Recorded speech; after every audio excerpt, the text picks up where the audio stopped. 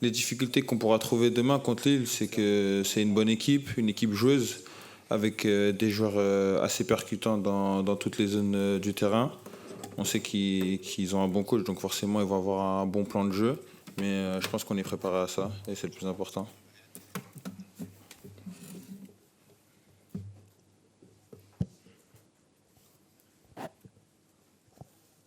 Il y a des autres demandes?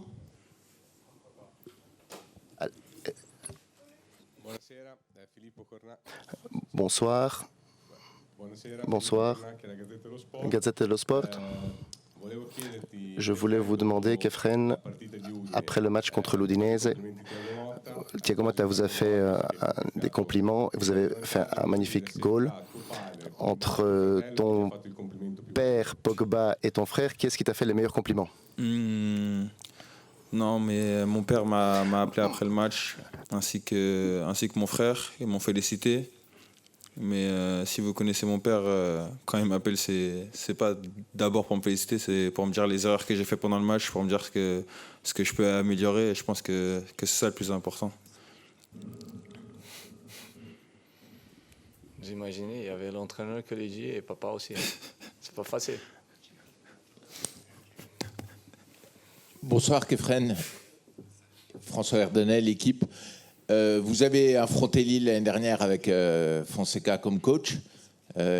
Lille a changé avec Bruno Genesio. Quelle différence vous faites entre les deux styles de ces équipes? Est-ce que pour vous, Lille a progressé par rapport également à ses performances en Ligue des Champions? Est-ce que vous êtes impressionné par cette équipe? Franchement, je pense que c'est à peu près le même style de coach. C'est deux coachs qui veulent avoir la balle, deux coachs qui incitent leurs joueurs à être libres sur le terrain et aller de l'avant.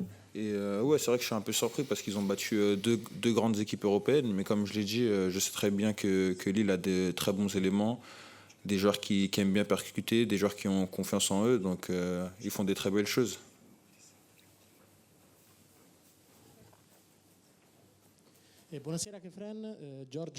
Bonsoir Kefren, Corriere dello Sport. L'autre soir, Thiago, tu as fait un beau compliment et il a dit que tu étais un joueur différent, avec des caractéristiques différentes par rapport aux autres joueurs au milieu de terrain. Vous avez énormément de concurrence à la Juve, mais en quoi est-ce que tu te trouves spécial dans cette équipe et qu'est-ce que tu penses pouvoir amener en plus à cette équipe, surtout maintenant que tu es Je pense qu'on a tous des qualités différentes et c'est ça qui fait qu'on a une belle équipe.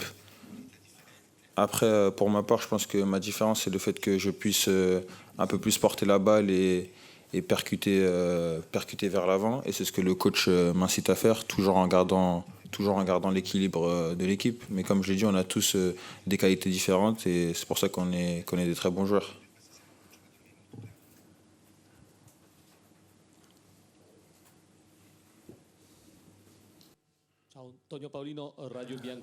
Radio Bianconera. Pour préparer ce match, est-ce que vous avez pensé que cette équipe a commencé tout doucement et puis ils ont commencé à battre le Real Madrid et l'Atlético de Madrid? Est-ce que vous vous rendez compte de l'exploit qu'ils ont fait? On a préparé le match comme on prépare toujours les matchs, en respectant l'adversaire. Après, c'est sûr qu'ils sont en confiance en Ligue des Champions, vu qu'ils sortent de deux très belles performances. Et on est conscient et c'est pour ça qu'on les respecte. Mais comme je l'ai dit, on respecte chaque équipe et demain, on va aller sur le terrain pour donner le maximum et faire un très beau match.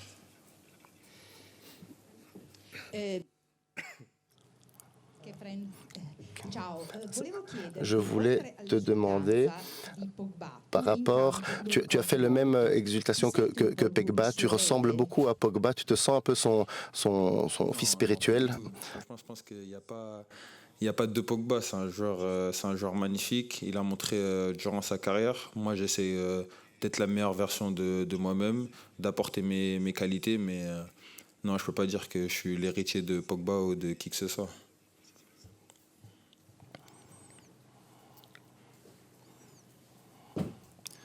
Bonsoir Kefrem, Raphaël Marquand pour le Petit Gillois. Demain, tu vas retrouver Lucas Chevalier et Bafodé Diakité que tu as connus avec les Espoirs.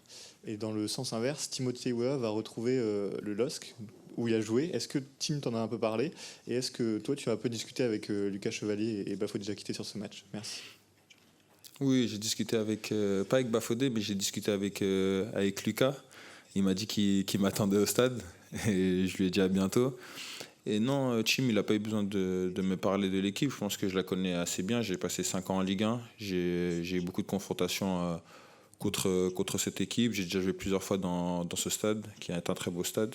Mais je sais que Chim est très content de retourner, on va dire, chez lui.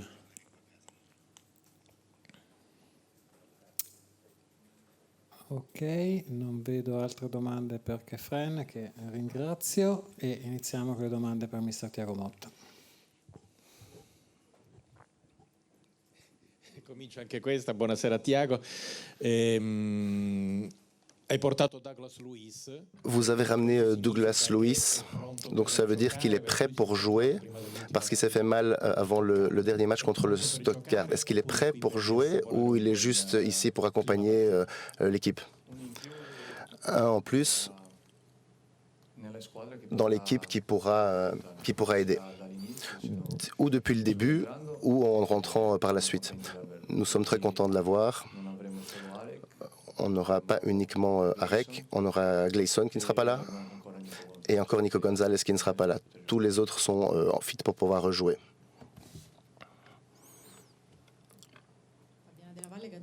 Gazzetta dello Sport. L'entraîneur du Lille a dit que les qualités principales de David, c'est sa rigueur. Et quelle est la qualité principale de Vlahovic par rapport au match de demain?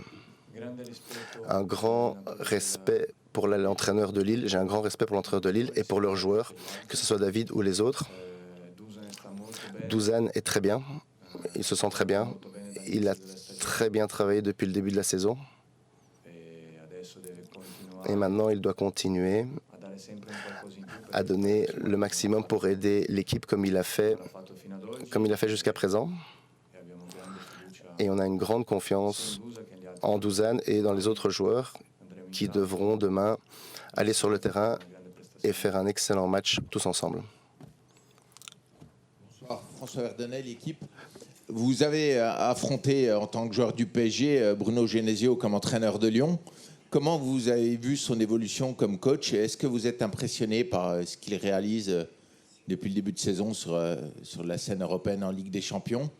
Et vous avez également connu Olivier Létang au PSG. Quelle relation vous avez gardée avec lui? Merci.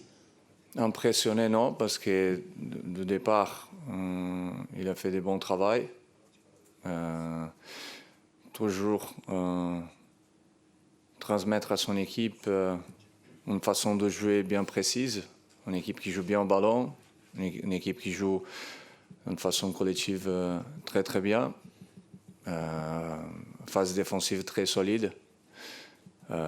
C'est pas une surprise et c'est pas impressionné parce qu'on connaît l'entraîneur et on connaît très bien son niveau.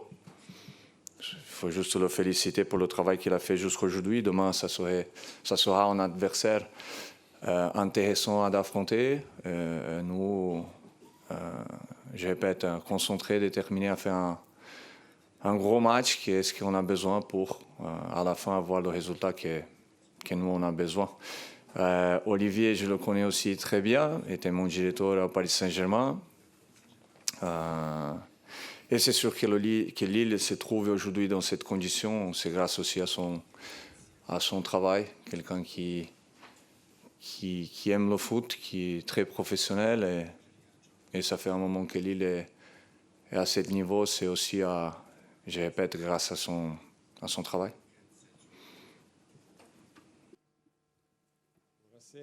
Bonsoir, Sky Media 7.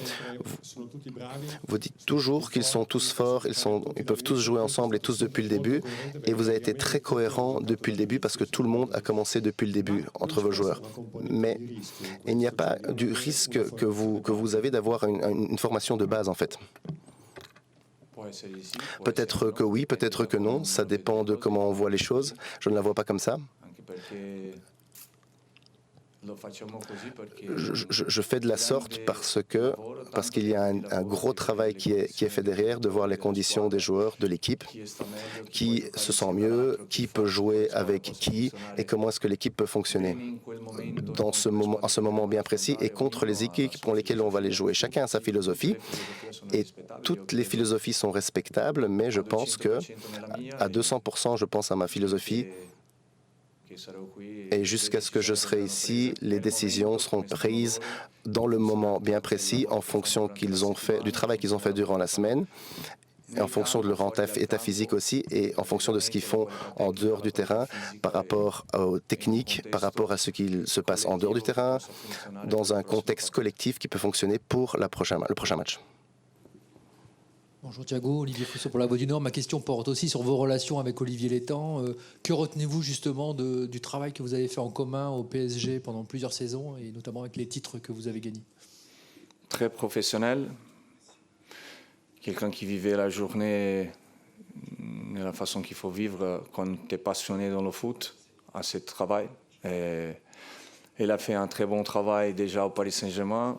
À Rennes aussi, il a fait un super travail. Aujourd'hui à Lille, ça veut dire quelqu'un très compétent dans son travail. Et je répète, c'est grâce à lui aussi que Lille aujourd'hui se trouve dans cette condition.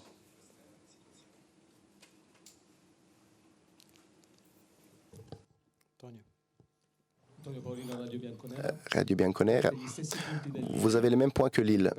Vous avez perdu un match, tous les deux, très important. Vous êtes à la moitié du travail, du parcours.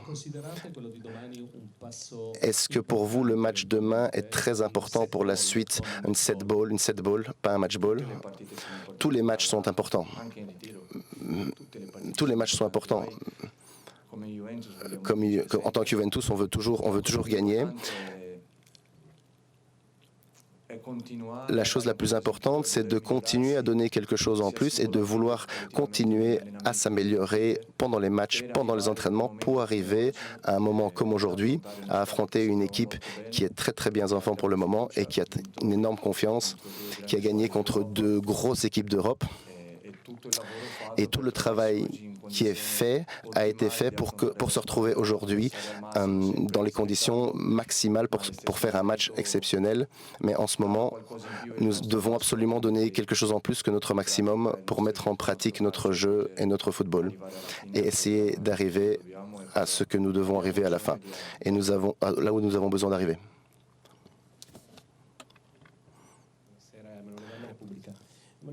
Je voulais vous demander comment ça se fait que vous avez joué en Europe deux matchs complètement différents et si vous avez compris pourquoi deux matchs complètement différents et si vous avez appris quelque chose de la victoire de Lille contre le Real Madrid. On apprend toujours, on s'améliore toujours.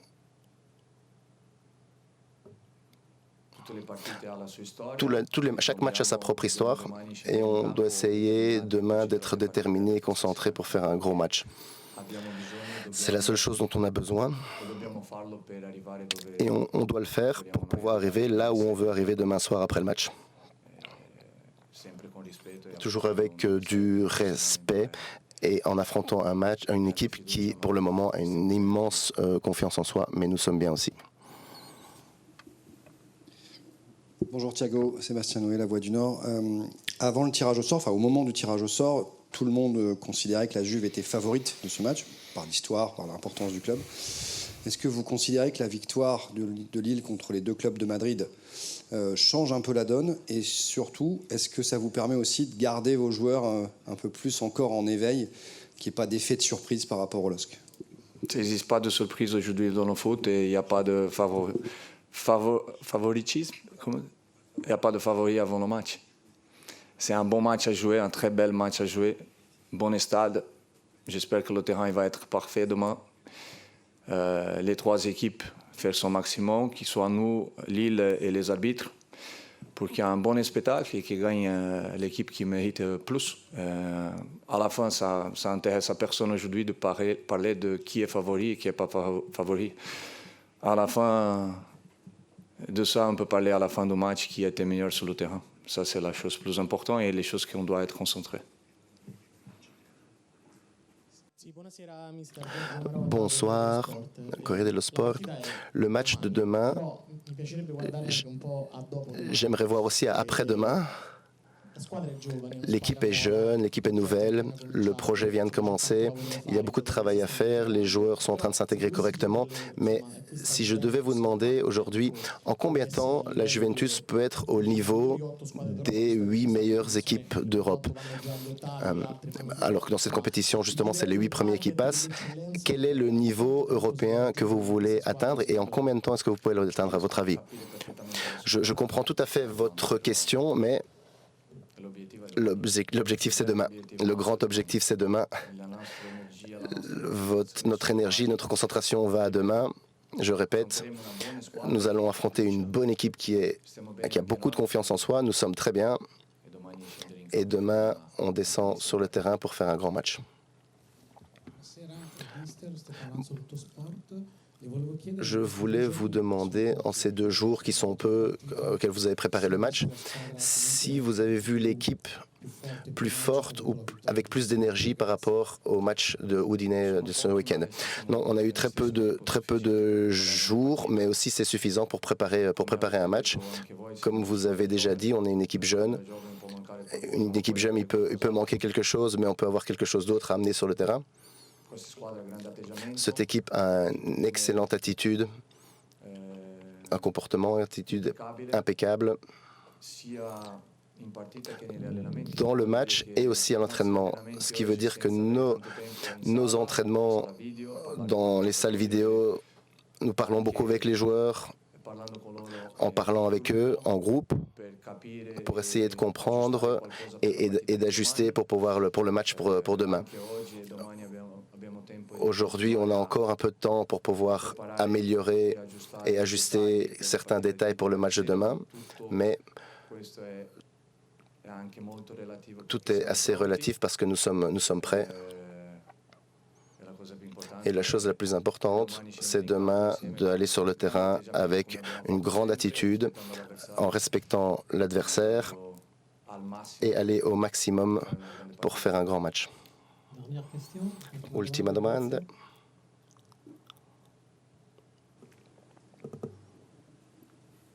Bonsoir Thiago Motta, c'est Lassana Camara de Africa Football United. Et vous avez été un ancien joueur, un grand joueur du Paris Saint-Germain, champion du monde avec l'Italie. Que représentez... Non. Non. Pas champion du monde? Non. Ok, pas de problème. Pas de problème, ok. La question que je vous pose, vous entraînez le fils de Lilian Thuram et le fils de George Weah, le premier ballon d'or africain. Que représente ça pour vous? J'entraîne Khéphren Thuram et Timothy Weah. Et je suis très content de les entraîner, surtout pour l'attitude qu'ils ont à tous les jours. Aujourd'hui, je pense que c'est l'aspect plus important dans la vie, dans le foot, dans des autres sports aussi. L'attitude qu'ils ont, ces 2 joueurs, à affronter leur travail, la passion qu'ils ont pour leur travail, du matin et jusqu'à la fin de la journée. Faire les choses qu'ils ont besoin pour se trouver au maximum, pour grandir à niveau individuel, mais surtout à niveau collectif. Et on est content d'avoir ces 2 très bons joueurs en ce moment, qui peuvent devenir encore beaucoup mieux, parce qu'ils sont vraiment jeunes, mais ils ont un avenir magnifique. Ça va dépendre beaucoup de les 2 s'ils continuent comme ça. Merci. Bonne soirée. Grazie a tutti, buona serata.